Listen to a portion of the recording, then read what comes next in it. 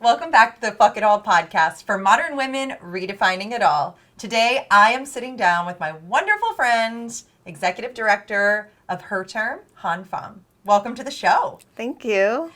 Okay, well, this is our first video podcast, and I have a lot of nerves, so thank you for being with me as we do this That's all together. good. Yeah. You recently spoke at TEDx Women. Mm-hmm. Tell me about that experience. It was amazing. The TED has a real formula on how to give talks, and so I thought I knew how to, talk about myself, but they have a really good way of figuring this out. And I thought I was just going to talk about my work with Her Term, and they were really pushing me on telling a story, and I really hate to talk about myself, so it was hard for me to kind of like dig deep and pull out a story, but the coaches were amazing, and I just kept it was like they were like just like pulling this like strand and just like kept coming out of me, and we, set this out, and they gave feedback, and just iteration over iteration, rehearsal over rehearsal, something really beautiful came out that I couldn't have done by myself. And I felt like it was a real testament to both, like, this is why TED Talks are so good. But I mean, I guess they have a brand. Yes. But also it made me appreciate myself a little bit more, which I really, we as women, I don't think we always appreciate ourselves enough. So that was a really great experience. I love that. I've heard from so many women that come on the show that say, and it sounds like you had a similar experience, when we're forced to look at our own stories and put ourselves at the center of that as the main story, they say on the other side of it, I didn't really realize I had a story to tell. Mm-hmm. And it's a really transformative process and experience of doing that. Can you share with us here what was your talk on? Obviously, we can share with our audience about Her Term and the work you're doing there, which is incredible. And we have partnerships. Go to itallmedia.co. You can read all about that. But tell our listeners and watchers what we're doing. Yeah. Well, it was about representation in government, and basically about how we all can participate in government. And it told about my story.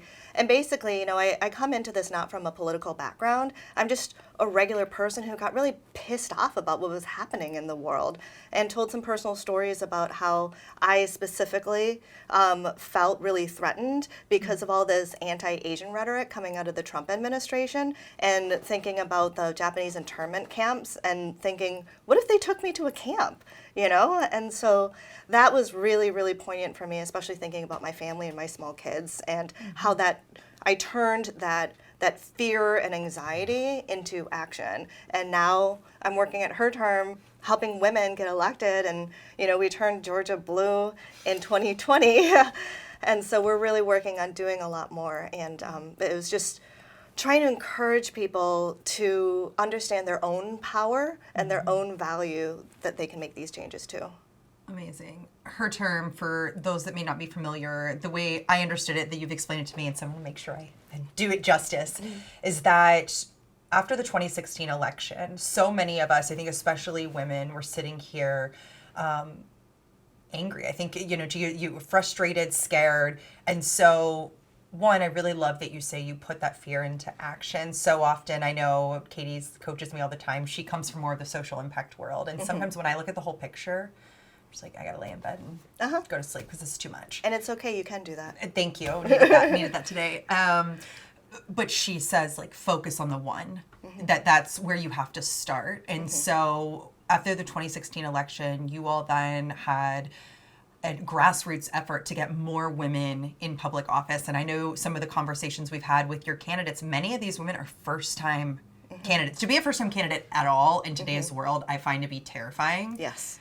Nothing is off limits, it seems. And then second of all, as a woman, to put that at the center of your story, and many of these as women of color, can you just share a bit about like the impact? What is Her Term? What do you guys envision? Because right here, we're always talking about systems change. And systems at the end of the day start with the stories we're told when we're younger, when we're in our classrooms, when we're in our families, and we learn and have to unlearn things throughout our lives. For sure. And that's one of the big things that we want to do too, is spotlight these stories of women. So we have lots of models of different women that can run and be successful. Because I think a lot of people think I could never run because they're thinking about like Hillary Clinton. Right. Right. And they're like, I'm not. But, you know, we have a 70-year-old woman who ran this last cycle, right? And she, you know, she remembers her story of her mother going out to vote. She's a black woman, and her mother went out to vote for the first time, and her parents said, don't, you'll get killed. Oh my God. And so she was a 6-year-old watching her mom say, no, I need to go vote. This is important. We finally have this right. And she wasn't sure if her mom was going to come back, you know? And so she was like, if my mom can make that stand, I need to make this stand. And so after SB 202, which was the voting rights law passed, she was like, I'm going to do it. I'm going to run. And so, you know, it's stories like this where it's like these people you don't expect to run, they're not the typical people you think would run, are the people we need. Because the thing that differentiates Her Term is we really wanted to make a very targeted approach at actually making a really big difference. And so we are looking at seats that need to get flipped. And so we're recruiting women in rural areas, in places all far flung across Georgia where no one has ever challenged the incumbent. And so one of our candidates at another fundraiser we held for her, she was like, I am running. I'm probably not going to win, but I'm running because no longer are we going to let anyone just prance into their seat. They have to earn it, and they have to fight for it, and I'm going to make them fight for it. And so these women that Her Term specifically focuses on are first-time candidates trying to flip seats. Probably the hardest job there is out there right now. And they are so brave because they know the chances of them winning are really low, but they're putting their all into it and trying to win anyway. And so they're so inspirational. Every day I talk to them, it's amazing. Yeah, I feel like that has to be like drugs for your soul. Like that, you know, to have that. So you mentioned something about not winning. And I think that there's a lot of conversation. I mean, this ties back to having it all. It's very binary. You win or you lose, or you have it all or you don't. And this idea that they're comfortable going in to say the chances are against me, but I'm going to do it anyways because it's not a binary decision or not a binary impact. Even if I lose, there are things to be learned, impacted, etc. I'm curious, how do we foster more of that mindset? I struggle with that. I a lot of times will opt out if I don't think there's a chance, or it's like, what is the point? And that, you know, actively working through that. But how, as women, I feel like that's true of young girls, like in our lives, it's such the structure that we're in. So I'm curious how you look at that and how you all are helping, whether it's you individually and personally. I know you have a daughter, so like thinking about that, or in the work you're doing with Her Term. Well, there are a couple of things. One of the things that we did that was incredibly impactful and innovative, and it kind of baffles me that this was innovative, was that we started offering therapy services. So we drop the mic. Like, yeah. No one else has ever done that for candidates before. We recruited a whole bunch of volunteer therapists to come and provide free or low-cost one-on-one services to candidates. Totally open, just say you're a Her Term candidate, and we can go in with it. And then we do weekly candidate support group. And you don't understand, we have people come in, drop in, some of them are regular, some of them are different, some of them are like, yesterday was really shitty. Yeah. I needed to come in today. And I have gotten emails from people who have never even shown up to the group. And they said, just to know that it is there is so helpful. And it's been one of these things that I'm so proud of because I don't understand why no one else has done it, but I'm glad that we're doing it. And these women really thank me over and over again for that, and I'm so glad we can do that for them. I mean, that's incredible. I think about like patriarchy, toxic masculinity. If we had therapy for just in general, for especially people in office, like what would be the reverberations of that, to have support systems and not make it be, you have to do this all on your own. Right. Like that's a flaw in a system itself. Yeah. I think about my fuck it all moment. We talk about it a lot here on the show. It was as I went on maternity leave, promoted to SVP. And on paper, that sounds amazing. Just like running for office sounds amazing on paper. Right. But as you begin to peel back the onion, the lack of systems to support that, you're setting someone up to fail. That was ultimately the pressure that was unsustainable for me in that moment. And I think about what you're doing, and also, should they lose a race, their ability to walk away still in their power. Yes. And so we talk a lot about that, about, okay, what are our secondary goals? So in these week by weeks, and it's group therapy, so it's so great because we have some candidates who aren't actually first-time candidates, because having that there, it drew in everyone. I invited every single progressive woman in office and running for office. And so we had someone who has been in office for 14 years, someone who has run 3 times and still not won, and still running, and so we had a new candidate who was like, she was just like, her husband got into a car accident, and she was like, he did this because he was trying to put up signs for me, and she's like, if I don't win, all these people have been putting all this in, people are getting hurt, and it's all for me, and it's going to be for nothing. And thank goodness the other candidates were like, no, it's not all for nothing, right? And so they would talk her through, and we were talking about what other impact you can have. And when we've also done interviews and profiles about them, and when we do that, we talk about what those secondary goals are, and that's elevating other women, being a role model, and then also paving the road blue, right? And so letting those people in their districts that have never had a Democratic candidate know that there's a choice out there. Yeah. And so that they will vote. And so they've been increasing turnout just by showing up. I mean, there's so many good aspects of this, getting their friends and family who have never voted before to finally get engaged. Yeah. So many big things can happen just from running. And so there are lots of little wins besides the big win. Yeah, I mean, I think about goal setting. We've talked about this here on the show in the past, and we were mentioning it earlier around these binary goals, but when we set goals that are more on a spectrum of saying, I want to elevate women, that can be in you talking to your daughter, that can be on a stage, that can be in office, but it allows us to have, I think, a lot more, 1, impact, but 2, gentleness with ourselves. Yes. Of how we show up that day. And I know for me, I didn't have that as tangible tools and resources, and it's something that I've had to learn through usually something breaking and then you having to, go back and fix that. As you're doing this, we talk here, and I've mentioned it, it's stories inform beliefs. Beliefs inform our actions, and actions inform our systems. When we started the podcast around this idea of undoing it all, redefining it all, I'm curious your relationship with the proverbial it all and maybe how that's changed over time. Yeah, I mean, my story, is similar to yours. I was in corporate America working up and going up through the system, and, I didn't have as huge of an impactful moment as you did, but what I was realizing was that I just wasn't happy and just wasn't fulfilled, right? And I really wanted to volunteer, but I just didn't have time to.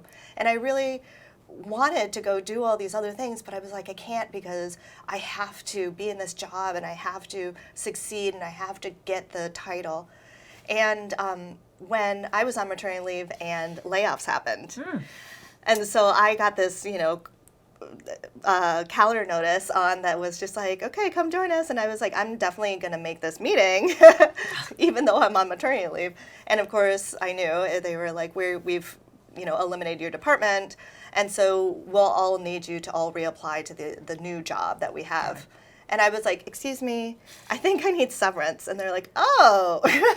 Yeah. So they weren't expecting that. They weren't expecting it. And so I got my severance. And basically, I was still on maternity leave. And I was like, okay, I got 4 months. But if I use my severance package, I get basically a year. And that's a real maternity leave. So 1,000%. That's a whole other conversation for yes. God bless.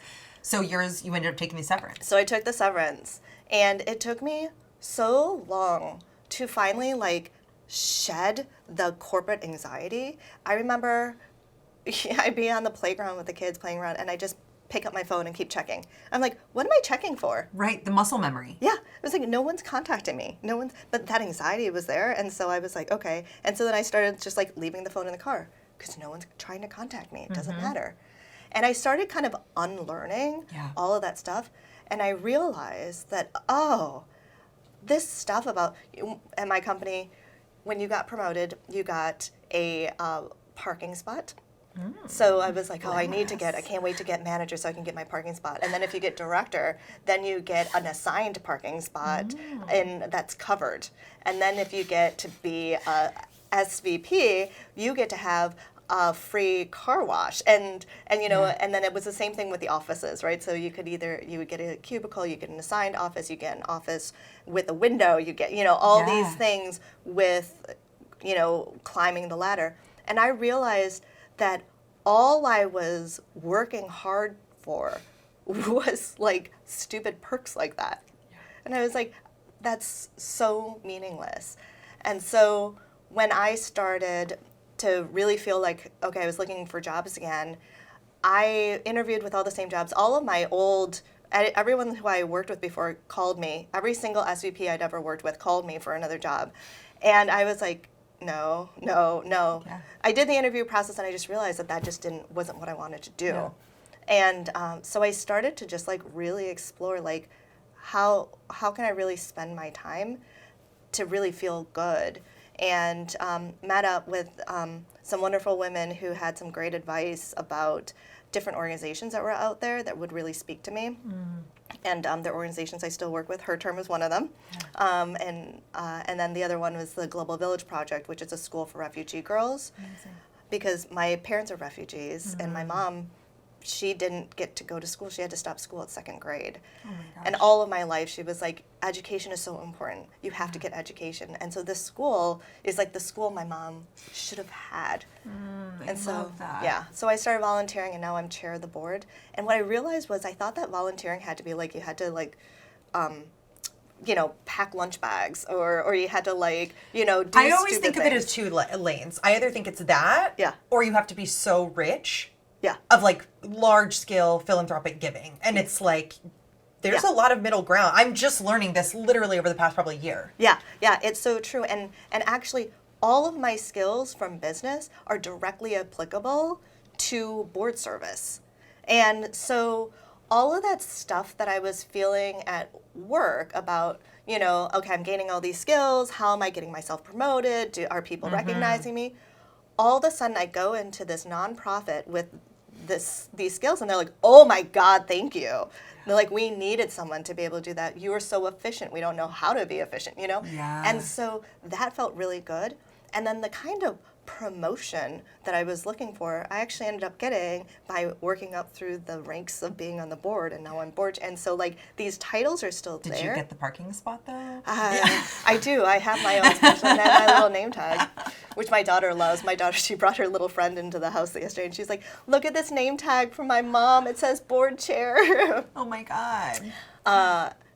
But yeah, so it's like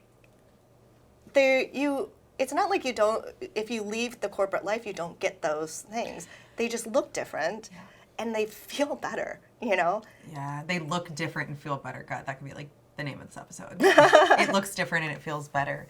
I'm curious, when we talk about the power of story, and we've talked about it a bit with Her Term and, even in your own life, the work we're doing here to tell these stories and have these conversations help give meaning to a lot of, I think it's one thing just to see these stories, but it's another thing to really dissect them and understand the nuance. For you, what's the power in that? I'd love just to hear your thoughts. Well, you guys really helped us out actually with our candidates with your authentic storytelling program. That was 2 hours with our candidates, and they loved it. They still talk about it. And I think there is that power in authenticity. Yeah. And so as I work with these candidates and, we bring them to all these events and they talk and tell their story, they're really juxtaposed. And so am I in this kind of like, especially with the TED Talks, it's like, I don't want to talk about myself. I want to talk about what you want to hear about. But my impression of what you want to hear about isn't the same as what actually impacts you, And so being able to be your authentic self and tell your authentic story, really, there's power in connecting. And that was something that was surprising me. I got my first piece of fan mail after the TED Talk. Someone reached out to me who was in the audience, and she was like this older white woman, and my whole story was about being a child of immigrants and learning how to vote. And so she was like, your story really resonated. And I was like, thank you. And it's surprising to me because our backgrounds aren't similar. Right. You know, but there are just those pieces of feeling like other, of feeling kind of helpless and wanting to do something and kind of finding that part where how you fit in, you know, is just kind of universal. Yeah. But that could only be told through authentic storytelling and through telling our stories, you know? Yeah. And so I think, yeah, I mean, this is why we have face-to-face meetings too, right? Because there's that power in just this connection. Yeah.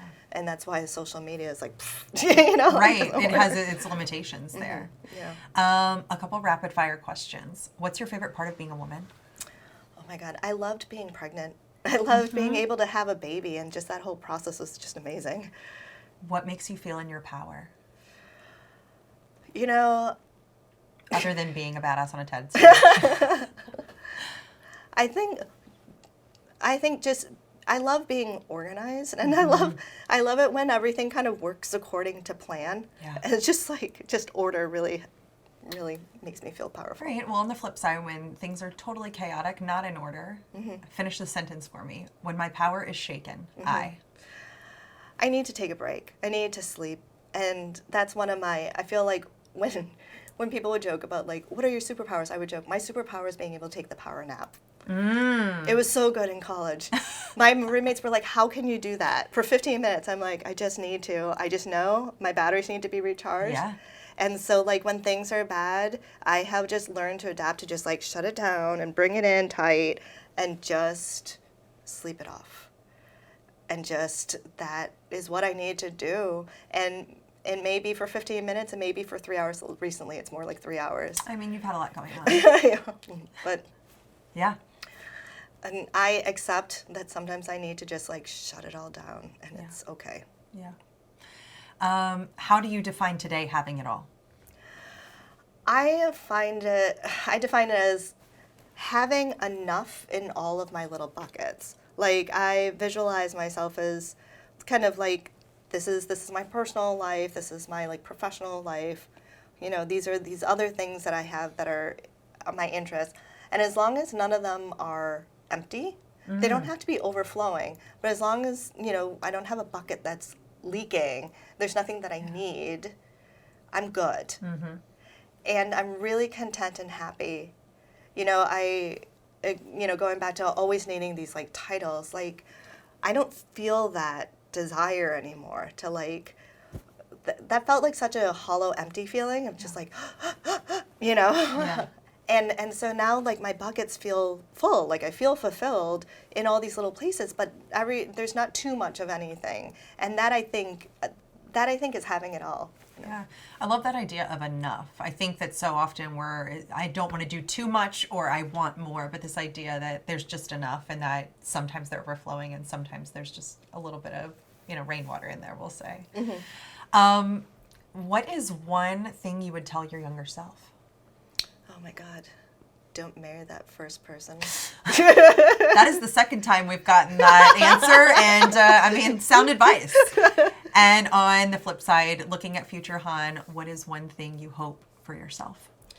You know, I was reading something about Nancy Pelosi and how like she was able to do all this like after she turned like 60 or something.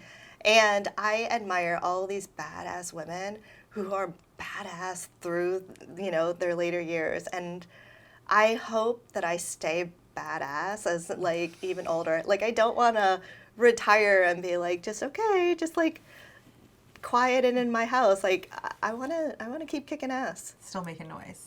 I love that. Yeah. Thank you so much for being our very first podcast. Thank you for having me. Yes, this was the best. Thank you all for joining us for the Fuck It All podcast, now vodcast. This is Han Pham. She joined us today, the executive director of Her Term. Please go check out herterm.org. They're an incredible grassroots organization doing work here in Georgia, and I'm sure knowing you, probably bigger plans long term. Yep. We'll see you next time.